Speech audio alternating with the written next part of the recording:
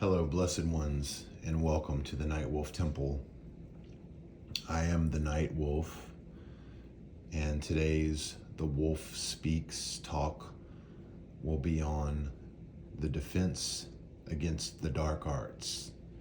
And this is part one of a multi-part series that I am doing on this topic.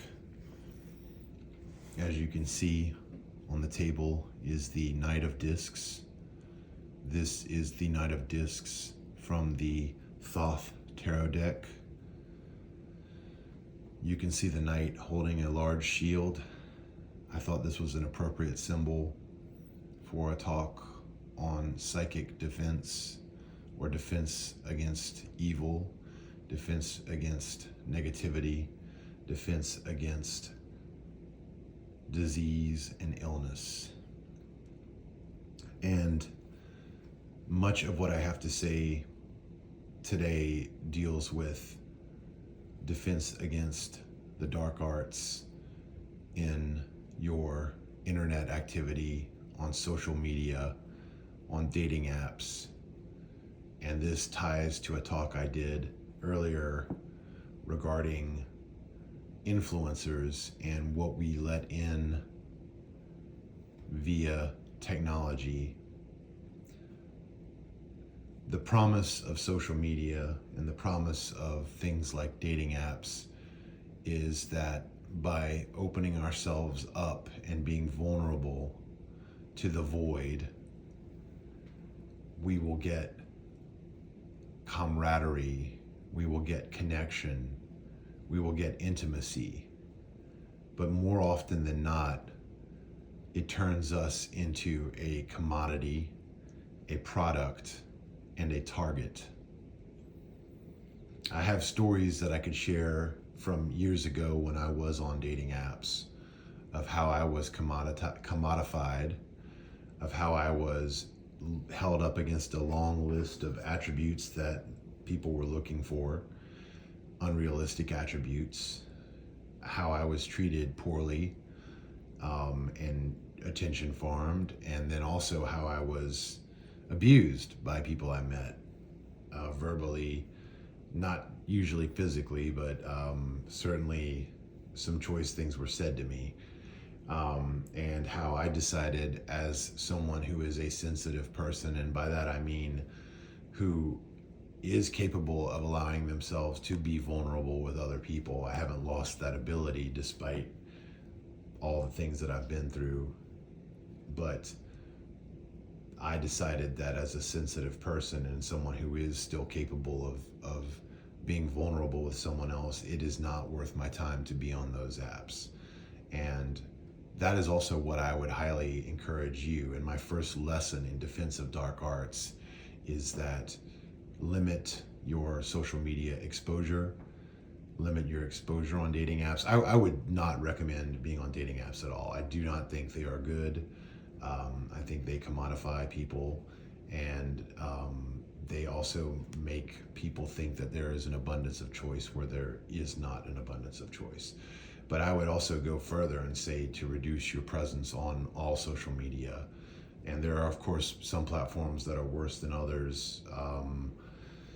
I, in particular, think that Twitter is pretty toxic, pretty bad environment. I would also include, but I may be extreme in this, I would also include TikTok, Instagram, Facebook, and even comments on YouTube can be horribly toxic. So, and I understand the irony of posting this video on a social media platform, but I do think long form content on YouTube can have some value, and it can be a good place to exchange ideas, even with all the problems on this platform.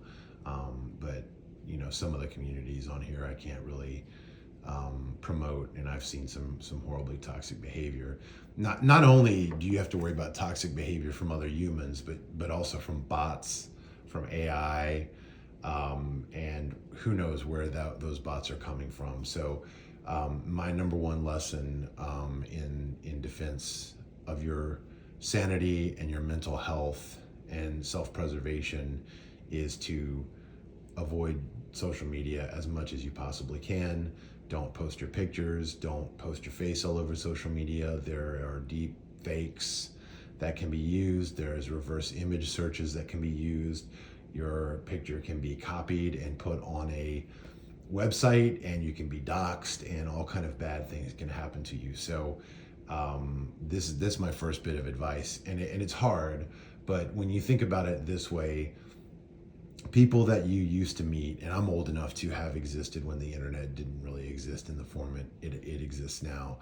People from your actual community, and I don't mean the BS community of hobbyists that you know on Discord or something like that, but people that you went to school with, people that you work with, people that are your neighbors, people that you know from real life, from your a sports league you're in, or a place a hobby shop you go to. It is way harder for those people to act dismissive, to act the same way that they do online. And I even have seen people it's almost like a Jekyll and Hyde. Like, they act one way in person and they would never do the kind of things that they do online in person, but when they're online, it's suddenly they're so empowered to be horrific psychopaths. And it's a phenomena, I think, that'll be studied and by psychologists, but it is still to this day, it blows me away how some people can act so differently in person and online. I just think that the lack of decorum, the lack of civility online is atrocious. And if you are someone who is a sensitive person, who is someone who can allow themselves to be vulnerable with others, just realize that it's never going to get better online. It is, unless you're in a community where there's strict, say you're on a server where there's strict rules about how you engage with other people, there will always be what I think are diseased, maladapted people who get their thrills out of hurting others in a non-consensual way, be it putting them down, trolling, whatever it happens to be. And just because you're behind a screen, it doesn't mean you're protected from that. That sort of thing can get to you and get under your skin. And I would say that oftentimes, from my own experience, mental, psychological, emotional abuse can be far worse than physical, and have long-lasting implications. If you are someone who's had your confidence eroded by an abusive person, you'll know what I'm talking about. So the lesson simply, in defense of dark arts, is security through obscurity. Make yourself obscure online. Make it harder for people to know who you really are and to know what your presence is in real life, offline. Make it hard for them to discover that, and protect what is most important to you.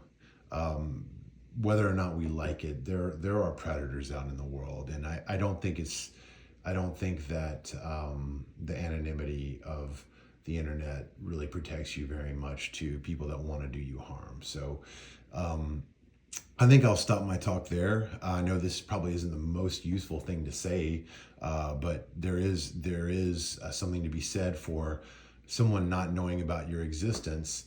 It's going to be much harder for them to harm you if they don't know you exist. And there is a school of philosophy in security and cryptology that, if you can hide the entrance to something well enough, then you're going to bypass a lot of having to worry about locking that door. So my friends and dear ones, I wish you all health and wellness, and I just ask you to be cautious in your activity online, and to reduce your social media presence as much as possible, and hopefully foster real life in-person interactions with people. Take your time getting to know someone. It takes years to truly get to know somebody and to vet someone. So just take your time. It's not a race. But above all, protect yourself, protect your heart. This lesson is not to shut yourself off from the world. but it is to understand the treasure that you have and the treasure that you are, and that it is worth protecting. Okay? All right, I'll end it there. Thank you so much for listening. If you've made it all the way to the end, I would greatly appreciate it if you would like this video and subscribe to my channel and help grow this channel. And I have been the Night Wolf, and this is the Night Wolf Temple, and I wish you a blessed day.